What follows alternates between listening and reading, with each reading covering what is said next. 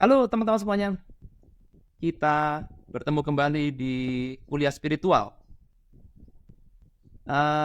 Karena konten video kemarin sangat ramai peminatnya, saya buat video kelanjutannya. Jadi eh, materi tentang ini sangat menarik untuk kita bahas, baik yang ada di dalam Praktikal Ho'oponopono maupun yang ada di YouTube ya. Anda lihat di sini Praktikal Ho'oponopono ada 141 like. Terima kasih teman-teman. Di sini ada 57 yang komen. Wow.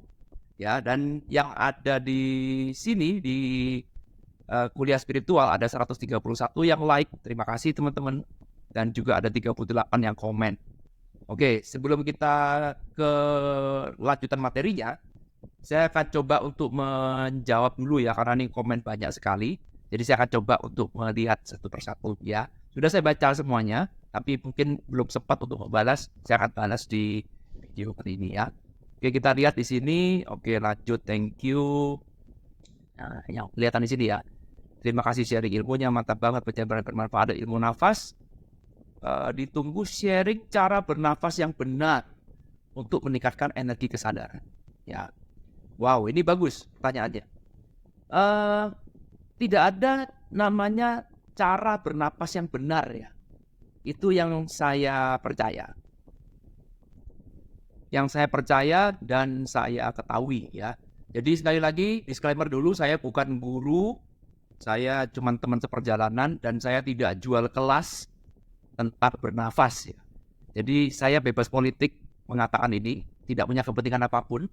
Jadi kalau menurut saya tidak ada namanya cara bernapas yang benar. Ya, cara yang bernapas yang benar adalah bernapas yang nyaman buat masing-masing orang. Dan saya percaya juga bahwa masing-masing orang itu unik. Ya, unik dan keadaan yang kita hadapi itu berbeda-beda, custom. Jadi kita tidak bisa menyamakan semua keadaan satu dipukul rata, tidak bisa. Ya, jadi kalau memang kamu merasa nyaman bernapas dengan cara yang seperti itu, ya bernapaslah. Ya, bernapaslah dengan cara seperti itu. Jadi nggak penting kamu mengatakan napas harus lewat hidung, lewat mulut. Yang jelas pasti antara lewat dua itu kan. Kan nggak mungkin napas lewat mata, nggak mungkin ya. Atau napas lewat telinga, enggak. Ya udah. Ya, mana yang bisa dipakai ya dipakai, udah gampang, sederhana. Ya. Jadi tidak harus pakai rumus ini, rumus nggak ada. Dan setiap manusia itu unik. Jadi yang paling benar ya apa yang nyaman. Ya, ini benar ya. Apa yang nyaman lakukan. Nah, bagaimana kalau saya tidak tahu apa yang nyaman, maka praktekkan berbagai macam metode. Gampang kan? Jadi kalau Anda bingung, napas yang nyaman seperti apa? Ya belajarlah. Mungkin Anda belajar pranayama yoga misalkan. Boleh. Kita main-main kan? Ini kan hidup-hidup kita. Ya ada yang mengatakan bahwa kalau napasnya boros, nanti cepat mati. Nah itu kan teori. Ya teorinya begitu. Napasnya cepat-cepat nanti cepat. Ya, kita mainkan aja. Rasakan. Jangan cuman belum melakukan tapi kita udah percaya doktrin. Ya jadi belajar spiritual itu bukan belajar doktrin, tapi kamu harus praktek. Tidak ada yang harus kamu percaya. Guru manapun gak ada yang kamu percaya. Tapi kamu praktekkan sendiri. Ini yang nyaman buat saya. Sama seperti meditasi yang benar gimana? Susah. Ya, jadi kalau kamu sudah bertanya seperti itu, jawabannya adalah ya kenapa tidak kamu coba aja. Trial and error, benar kan? Jangan takut mencoba. Hidup ini hidup kamu kok. Gak ada efek samping. Kamu rasakan sendiri, coba aja. Rasakan sendiri. Meditasi yang pas bagaimana? Apakah meditasinya siang hari atau malam hari? Kamu tidur atau sebelum tidur? Jangan tanya sama orang. Kamu praktek sendiri. Kalau kamu tidur bagaimana? Kalau mau tidur bagaimana? Saya termasuk orang yang tidak bisa meditasi ketika mau tidur. Karena meditasi membuat saya jadi awake. Itu kalau saya loh ya. Sehingga kalau saya disuruh memilih meditasi yang mana, pagi atau malam, saya akan memilih pagi. Lebih baik saya bangun pagi, meditasi, pikiran masih fresh, gelombang otak saya masih alfa, lebih enak daripada saya kalau mau tidur. Karena kalau saya mau tidur, meditasi dulu, saya nggak bisa tidur. Ujung-ujungnya malah jadi sulit tidur. Itu kalau saya. Ya, kan nggak bisa dipukul rata. Ada teman saya yang bilang, saya justru kalau meditasi sebelum tidur, membuat kualitas tidur saya jadi lebih luar biasa. Karena sebelumnya saya mengalami insomnia. Jadi ketika saya meditasi dulu, itu membantu saya untuk tidur dengan lebih nyenyak. Loh, beda-beda kan? Kan nggak boleh terus kemudian Irwan bilang, meditasi pagi, harus pagi, semuanya harus pagi. Ya, tak bisa. Semua orang itu case by case. Ada meditasi yang benar duduk, atau berdiri, atau tiduran. Ya, mana yang nyaman, lakukan. Kalau kamu nggak tahu mana yang nyaman, coba ketiganya. Coba kalau kamu meditasi tidur, meditasi duduk, meditasi jalan, mana yang enak, mana bikin kamu nyaman, lakukan. Tapi kamu coba dulu, jangan takut mencoba.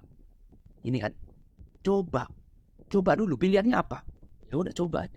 Mana yang nyaman kamu lakukan. Kalau saya meditasi, kalau saya tidur, ketiduran. Nah, jadi kalau saya lebih baik saya duduk aja meditasinya. Saya tidak pernah meditasi di ruang tidur, nggak pernah. Karena kalau saya meditasi di ruang tidur, maka saya akan ketiduran. Jadi ruang tidur ini saya tancapkan ke pikiran saya, ruang tidur untuk tidur. Meditasi, saya cari ruangan khusus, ini ruang khusus untuk meditasi. Ya itu kalau Irwan, karena Irwan punya ruang untuk meditasi. Nah kalau saya tidak punya ruang, Pak, kalau kamar saya, kamar tidur, kamar mandi, dapur, semua jadi satu, lah terus bagaimana? Nah, karena tingkat custom kan, ya, tidak bisa dipukul rata.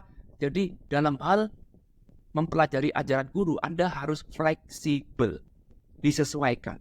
Ya, menjawab ya. Jadi cara bernapas yang benar, ya cari sendiri. Cari sendiri. Yang benar yang mana? Yang bikin kamu jadi apa? Menghasilkan sebuah emosi, emosinya ini loh. Calm. Relax. Selama kamu bisa memenuhi ini, lakukan. Saya cuma kasih contoh, betul, boleh ya. Kalau guru, kita belajar sama guru boleh. Tapi jangan ditelan mentah-mentah, selalu check and recheck. Yang penting menghasilkan ini. Jadi jangan berkecil hati kalau ternyata loh, kok metode ini gak berlaku buat saya. Tidak apa-apa, cari metode lain. Setiap manusia itu adalah unik. Make sense ya? Oke, nah sekarang saya akan sharingkan. Menurut saya, bernapas yang benar ya. Menurut saya, belum tentu Anda bisa cocok. Menurut saya, ya saya tarik napas panjang dari hidung, mata ditutup, dan saya buang pelan-pelan. Setiap kali saya menarik napas, dada saya pusukkan ke atas. Ketika saya membuang napas, saya membuat tubuh saya jadi makin rileks, makin rileks. Saya pokoknya lewat mulut. Yes, itu kalau saya. Anda boleh coba. Kalau cocok, lakukan. Gak cocok, cari yang lain. Gampang kan? Ya. Oke, sudah menjawab. Thank you. Kita lanjut ya. Kita lanjut. Terima kasih Pak Irwan, tolong bahas lagi video-video sejenis ini. Oke, saya akan buat seperti apa itu Kundalini dan cara membangkitkannya. Saya tidak pernah direct belajar Kundalini. Banyak belajar ilmu napas seperti ini justru dari Joe Dispenza. Jadi waktu ikut kelasnya Joe Dispenza, kita belajar tentang squeezing. Saya juga sudah ajarkan itu ke dalam dunia spiritual ya. Di premium membership juga sudah bosen ya belajar seperti itu. Jadi kalau exactly Kundalini saya nggak pernah belajar. Tapi mungkin itu Kundalini, saya nggak tahu. Mungkin. Tapi saya prakteknya belajarnya dari Joe Dispenza. Ya, jadi di situ ada squeeze, ya ada blessing and center dan segala macam itu semuanya menggunakan nafas. Ya, jadi pada intinya simple aja kok, nafas itu adalah mengarahkan kita pada present moment. Jadi nafas itu mengarahkan atensi kita pada present. Kan? Ini aja. Ya, kalau selama ini atensi kita diarahkan kepada pikiran, ya kita tarik ulang. Sekarang arahkan atensi kita. Itu tujuan. Itu ya, nanti kita akan buat video. Mungkin habis ini kita lanjutkan ya. Habis ini. Tapi sekarang tanya jawab dulu biar habis pertanyaannya. Oke? Oke, lanjut lagi. Wah, keren Pak Irwan, ilmunya siap praktek. Lanjutkan ke kupas tuntas. Thank you. Guys, praktek. Ya, betul. Setuju ya. Tadi praktek. Ya, Anda belajar spiritual, jangan pernah takut praktek. Tidak ada yang namanya gagal. Kalau tidak cocok, cari yang lain. Tidak semua metode itu sama.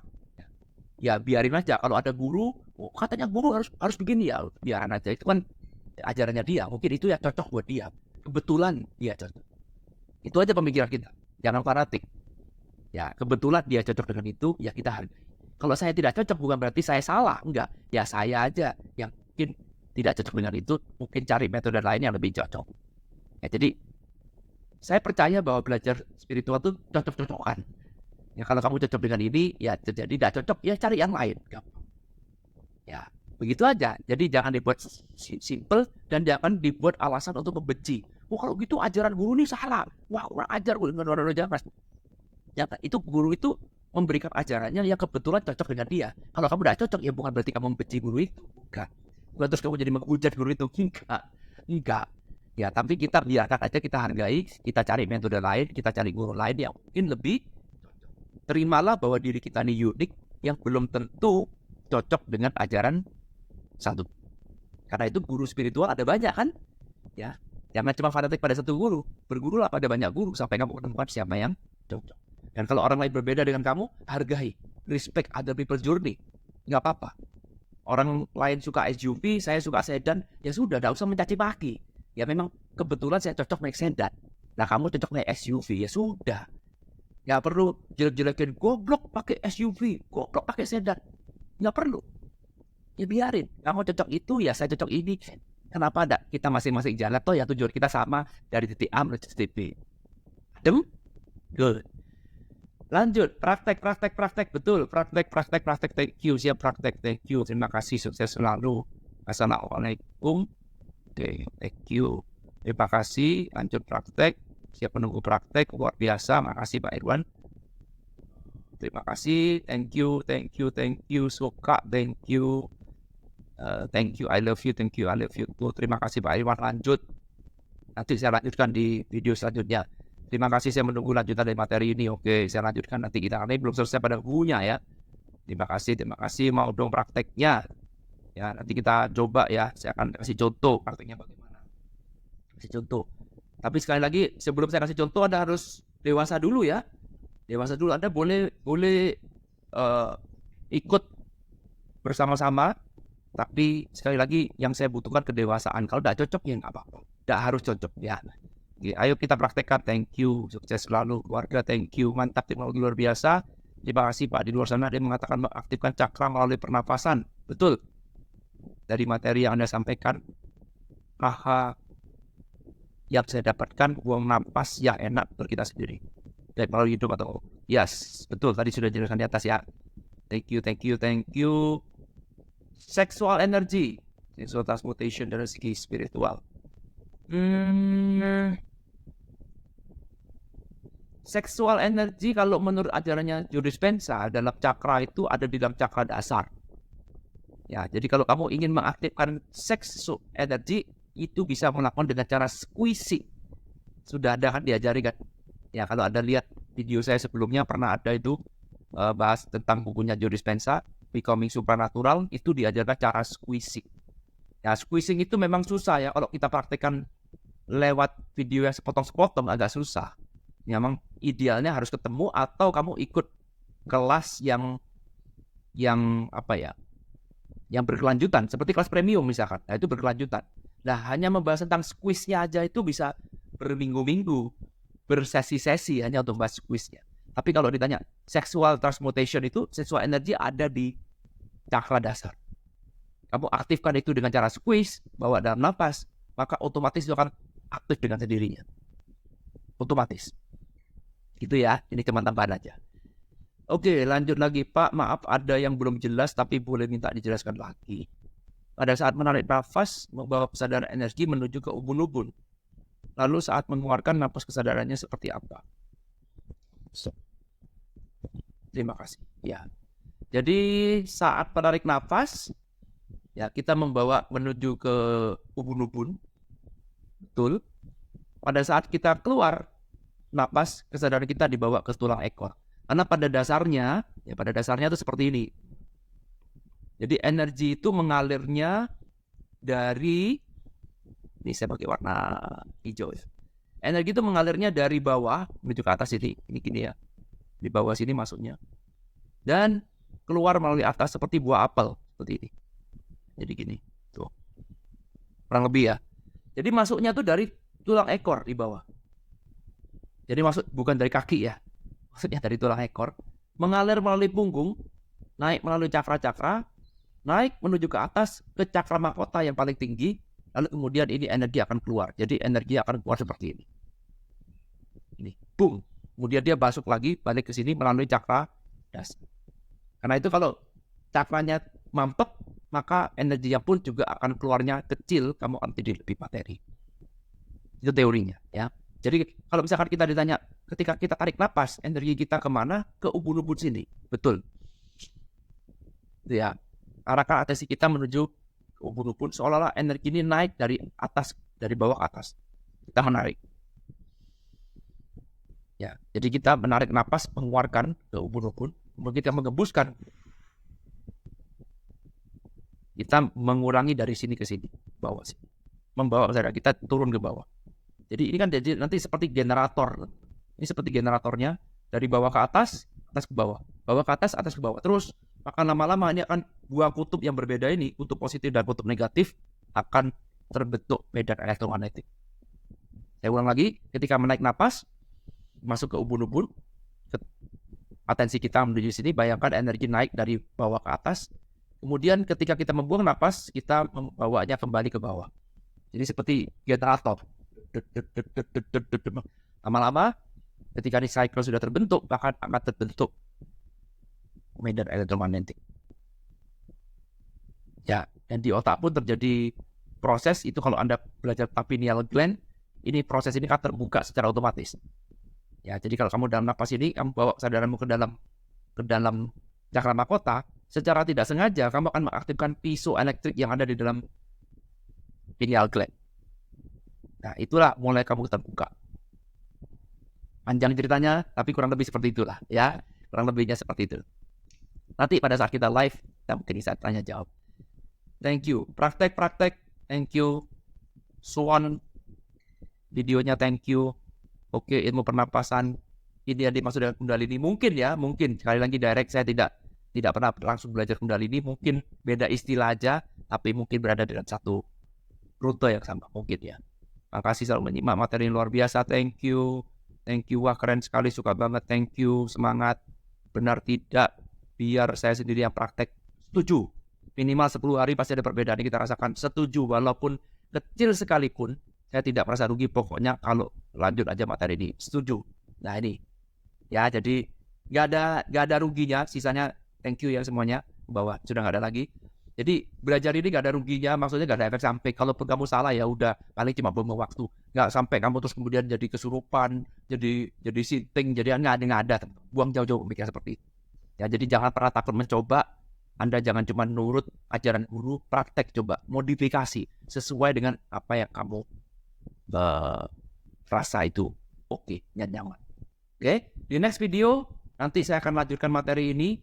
Kita akan kembali menggali dengan lebih dalam. Ya, ini kan tulisannya is one inside you. Who is the one inside you that move energy up into your spine? Ya, itu nanti kita akan bahas di video selanjutnya. Sekaligus nanti mungkin juga kita akan praktek. Ya, saya akan tunjukkan prakteknya bagaimana. Biar kita sama-sama bisa mencoba. Thank you udah nonton video ini teman-teman. Ketemu lagi nanti di kuliah spiritual selanjutnya. Thank you. I love you all. Bye.